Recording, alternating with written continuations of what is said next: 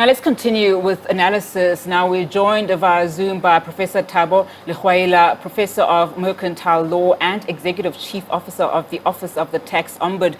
Prof, thank you so much for your time this afternoon. Now, it was never going to be an easy budget, was it? I mean, this being a highly anticipated maiden speech by the Finance Minister, Godongwana, early reaction by some political parties, even some economists seem to be welcoming large parts of the budget. What's your take? Yeah, thank you very much. I think the interesting thing about this is that over the previous years, taxes have always been increasing all the time. And I think that Minister Godongwana got to the helm at a point where there's no space at all to increase the taxes. And to his fortune and the country's fortune, really, there has been more collections from the industries that he mentioned. So from even before the budget, we did not expect that he would increase any taxes. I personally didn't think that he would increase excise or the sin taxes, but he had to as well because, if you don't increase it in accordance with inflation, you basically are indirectly incentivizing it. So it was a good one. I think that he did extremely well from a tax point of view. Now, you talk about those sin taxes. In fact, the increases between 4.5 and 6.5%. Now, let's continue here. This particular budget was expected to provide some much needed and probably realistic solutions to help grow and rejuvenate the country's ailing economy. Has it, in your view? I mean, for start, there's that infrastructure spend that's planned across 3 years. I think it does. I really, really think it does. I think that, this is one of those speeches where, or one of those budgets where the minister is not focusing only on collections, but he seems to have thought a lot about where to utilize and how to utilize the windfall that came.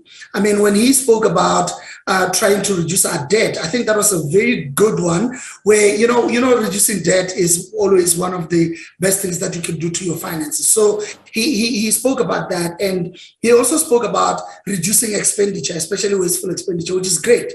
But as by way of incentivizing, I mean, although he inherited this from Minister Titus, although he inherited it from him, the fact that the corporate income tax is going to come down to 27%, the fact that he actioned it's a good thing. It motivates the business, it motivates industry. It's more like an incentive.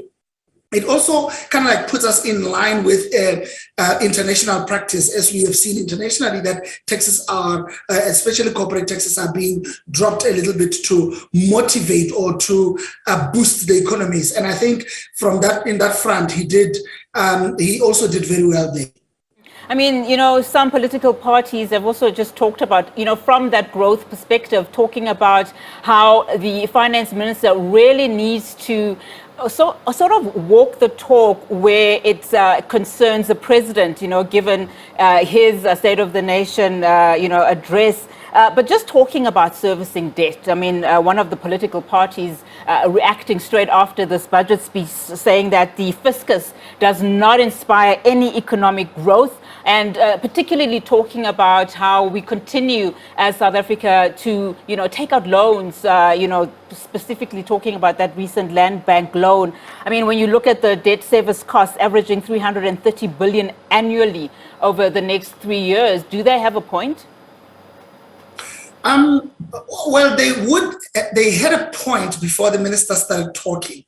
And when the minister started talking about reducing those service costs, then I tell you that the credibility of his thought processes just increased quite a lot, because, you don't want to continue taking more and more debt, even when you've got better collections. So he immediately focused the collections, the windfall collections, to at least part of it be dedicated to reducing our costs of servicing debt, which is great. And I think that the trajectory, it kind of like just gives you the idea that going forward, he is more likely to focus on that. Indeed, he did say that if there could be some permanent cost aspects or items that come up, he might have to review, especially the taxes. It makes sense, but it also says conversely that if there aren't any and there are more collections coming, windfall collections coming, or the economy improves, he will most probably focus on continuing to reduce our debt. And that is, once again, one of the greatest things that a Minister of Finance can do in relation to the debt of the country. So while the political parties would have been right yesterday and the day before yesterday, but going forward, I think that the minister has given us a little bit more confidence in where we are going in the long term. Now, in their reaction, a lot alluding to the fact that the minister was hitting the right narrative. Let's talk about his position on SOEs now. Do you think it was a tough stance? I mean, this budget saying that basically government has a clear plan. Do you think, that government has a clear plan when it starts to speaking about the recovery for SOEs to date? Since 2013, more than 308 billion has been redirected towards bailing out failing state-owned enterprises. And this year saying that no bailouts for SOEs. Instead, there is going to be what he calls an SOE review that will be taking place. So there is a little bit of theory in there where he's talking about improving the SOEs and reviewing. And in the position that we are at, we've heard a lot of that or similar rhetoric. And what one would have wanted to hear would be a little bit more detail as to how different are you going to deal with this? What is it that you're going to do? Of course, going back and saying what we have clawed back is a good thing. It kind of like shows a little bit of progress, but And when you say there's not going to be a bailout, we know that you can say that now, but government always changes its stance, especially as they review the circumstances. So especially I think that hopefully... Prof, sorry to interject there, but especially as it relates to Eskom, because there is concern around Eskom, particularly when you start to look at this economy and how it's failing to attract those much needed investors. Absolutely, especially because there isn't a plan.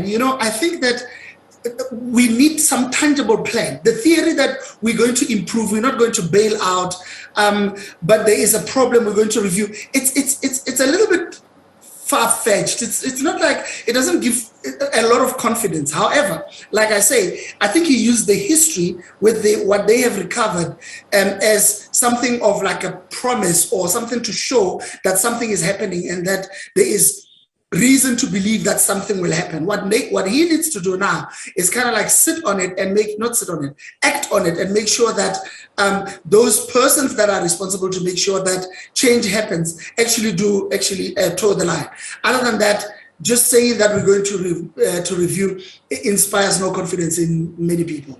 Prof, we are pressed for time. I wanted to ask and squeeze in two more questions, but I've only been given one. So let me ask you this. I mean, just looking at the job crisis in South Africa, to what extent will this 18.4 billion rands that's been made available to the Presidential Employment Initiative help support the unemployed? I mean, we're sitting at what, over 20 million?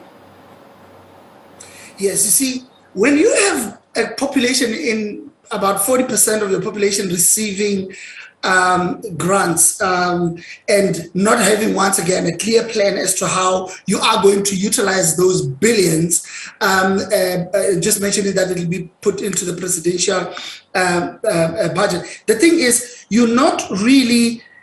I mean, many ministers of finance in the country have promised that they will dedicate money towards creating jobs, but it's really not for the Minister of Finance to actually create jobs. There are very many ministries that need to work towards that, and it's those ministries that need to account to the Minister of Finance as to how are they going to utilize that, and for the Minister of Finance to satisfy himself that is the appropriate and adequate use of state money that is planned for. The money is a lot. I mean, it's a lot of money that we're talking about, and with proper political will and real action and real economic focus, we should be able to create jobs. And the thing about jobs is that ministers will tell you that they're going to create a million jobs or whatever jobs in a year. It's very difficult to do that. It becomes unrealistic. It becomes like a very bare promise. So maybe they need to look into the future as to how are they going to sustainably create sustainable jobs going forward, as opposed to quick ones that get lost quickly as well. Prof, thank you so much for your time. That's where we have to leave it for this afternoon, but really do appreciate your time today.